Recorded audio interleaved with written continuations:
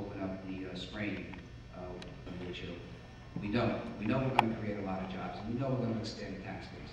Not as much as we thought we were going to in the city council voted for. The one thing that we didn't do as good a job as we could have done was the traffic. There's no question about that. As the mayor, I want to make that a priority. Working with the county and other levels of government through authority, there's some truncating, there's some turnarounds, a lot of good ideas out there.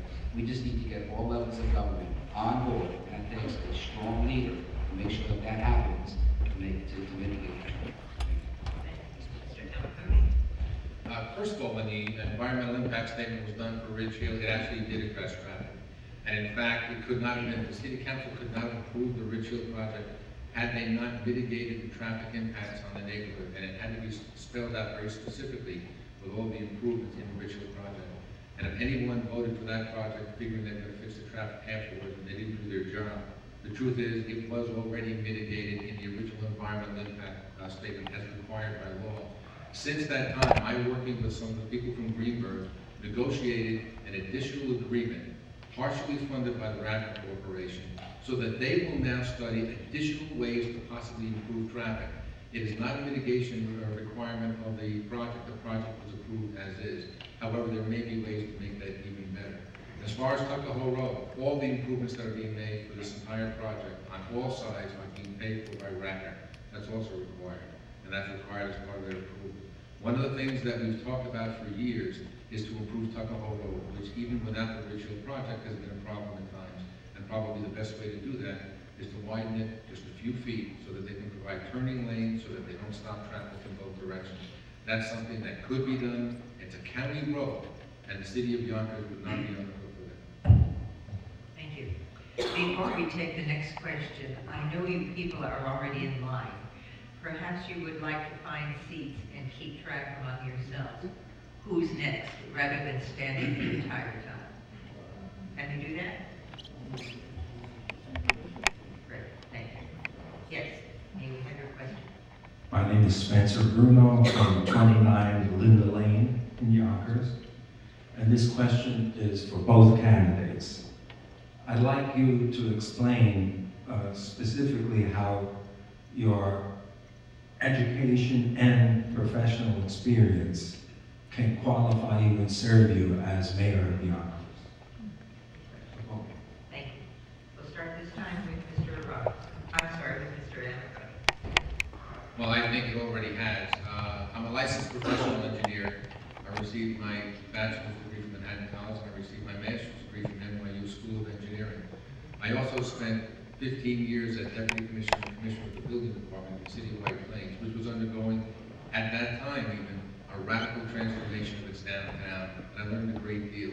I learned how to do things, and frankly, I learned how not to do things. One of the things that we started doing immediately, and in large part because of my education and because of my training, was rebuilding the infrastructure in the city of Yonkers because it was in deplorable condition. Even the smallest amount of development could not have survived the infrastructure in the shape that it was in, and it would have affected every neighborhood in every part of the city. So we spent hundreds of millions of dollars over the last 12 years restoring and rebuilding the infrastructure of the city.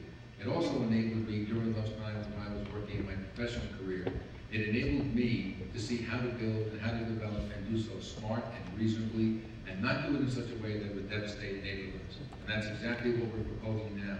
The important part of this is that we're going to allow the public to have their input, as they should have right from the start.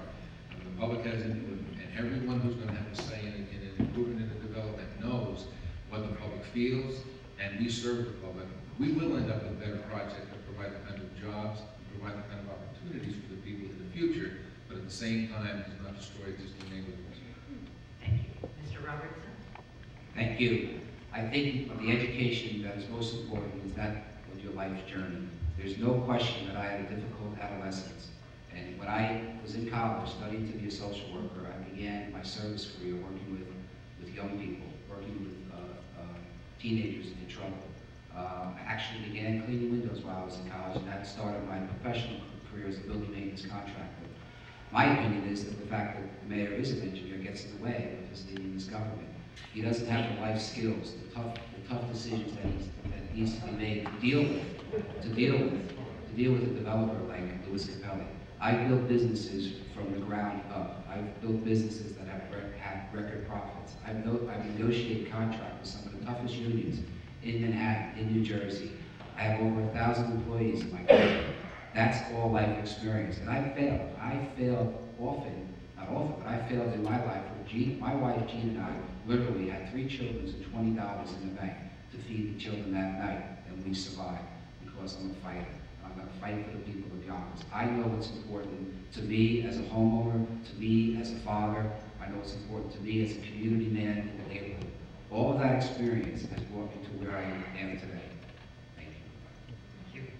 The next question, please. Hi, my name is Amy Gladwell, 75 Shelley Avenue. I have a question for both of you. Year to year, we hear about Albany not giving the city its fair share. How do you propose to tackle this issue? We'll start this time with Mr. Roberts. Thank you. In 2004, my first year on the city council, I went up to Albany with my Democratic colleagues, Patricia McDowell and Sandy Anaba, and we asked Assemblyman Brodsky's and Prepo, how do we get more money for our education system? And they said, well, Councilman, your mayor, your previous mayor, and your current mayor doesn't appear to be willing to add any money to your education. We've done that. The city council has done that. Quite frankly, Albany, as it relates to education, is giving us our fair share. We've added over $150 million into the Board of Education over the past 4 years. The problem is the management on the city side. The problem is the accountability on the Board of Ed side.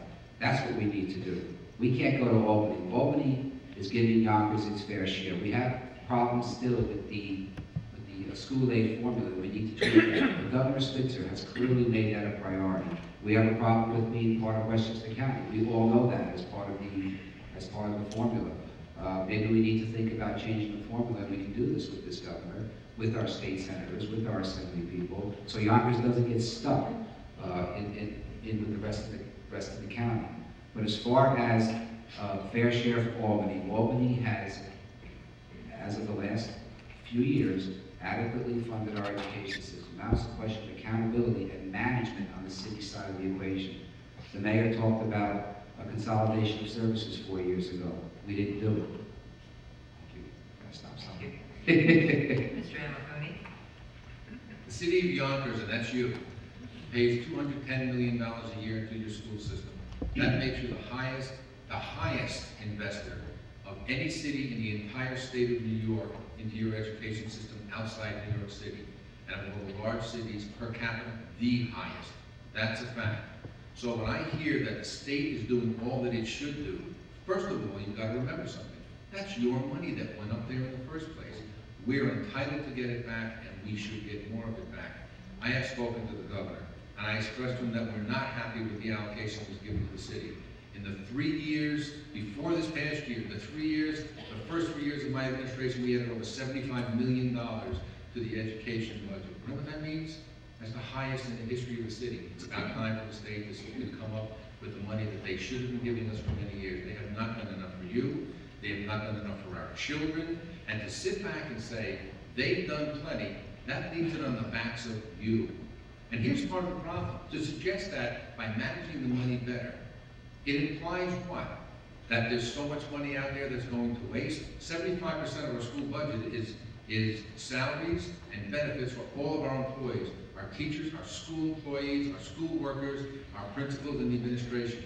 We dramatically cut that over the last 4 years. In fact, we brought in KPMG to do a forensic audit of our school system to show us where we could save even more. Most of the savings will come and only will come when we put in a better financial management system.